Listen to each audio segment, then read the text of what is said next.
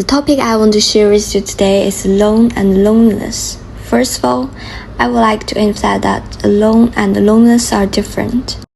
Alone is a complete state of self-contained systems.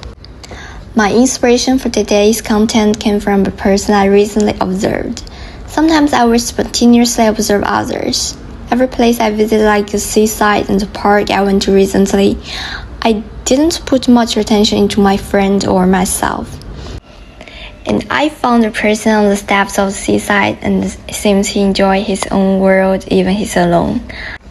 I found that his heart shows a kind of harmony and nobility after reaching a certain balance. He reminded me a lot. For example, the rare Oriental Zen master must be surrounded by this energy.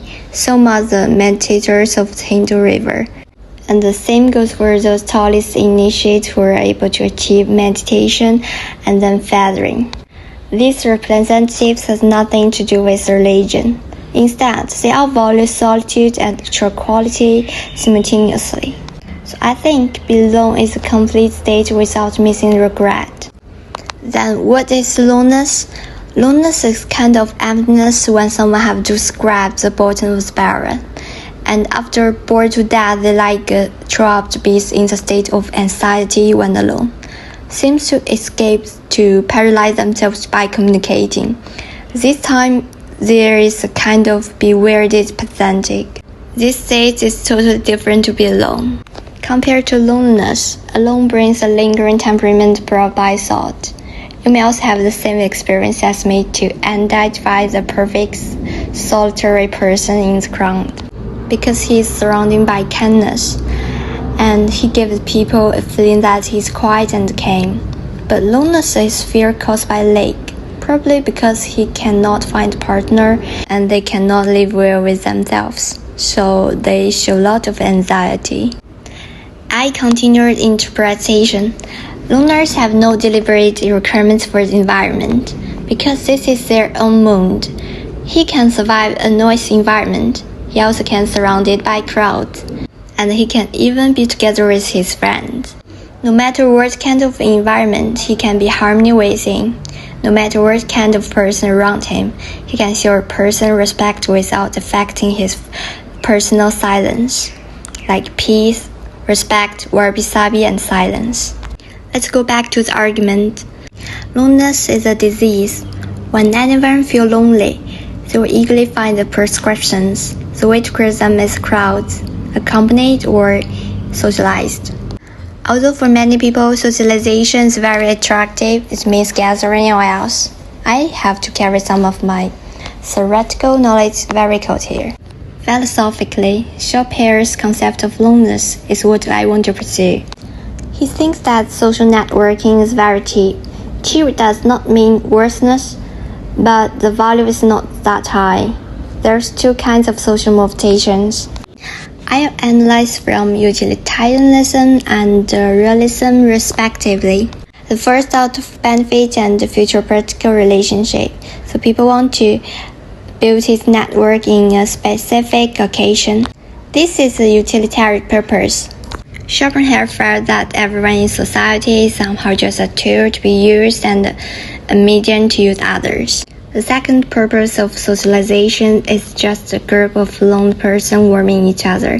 In a social environment, if they're just a general acquaintance, their contact time is so short that your conversation is so superficial. How can others realize your importance and how to really understand the deep of you? I've always appreciated that people should maintain a moderately wide nature of distance between people. There should be a neutral zone at the boundary of a relationship. We should maintain an appropriate distance of social relations. Distance produces beauty. When we're too close to the mirror, we cannot appreciate our full profile. So I deliberately distance myself from my crush. The right distance can be he becomes a complete and unique landscape for me, but also can make me miss outside the distance.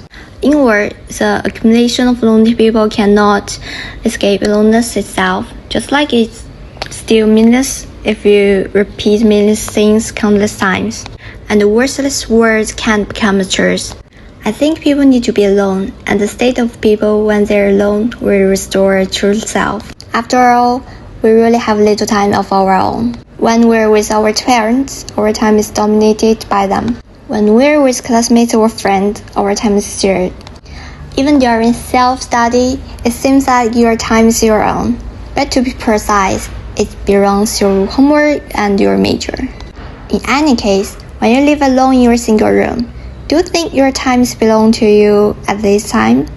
Not really. You will naturally turn on the computer, open a Steam game, or see if Blackpink has released any new album. Sometimes we find our time belongs to anyone else, but not ourselves. It even belongs to a machine without life. To sum up, we need to be alone. We can pursue absolutely freedom to be alone. We spend most of our time exploring the world, yet much of our time is spent in being of our own most familiar strangers. So let's take 1/10 of time to explore ourselves and take care of it. Be alone is a realm. Loneliness is a helplessness. Alone has a great spiritual power. Find it and we can share our mind. Because when we are alone, the power of ourself begins to awaken, and our heart will become stronger and stronger. Solitude comes from the freedom of the spirit. Loneliness is a personal rivalry. Rivalry is the loneliness of crowd.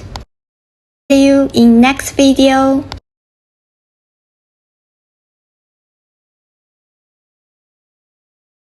Bye bye.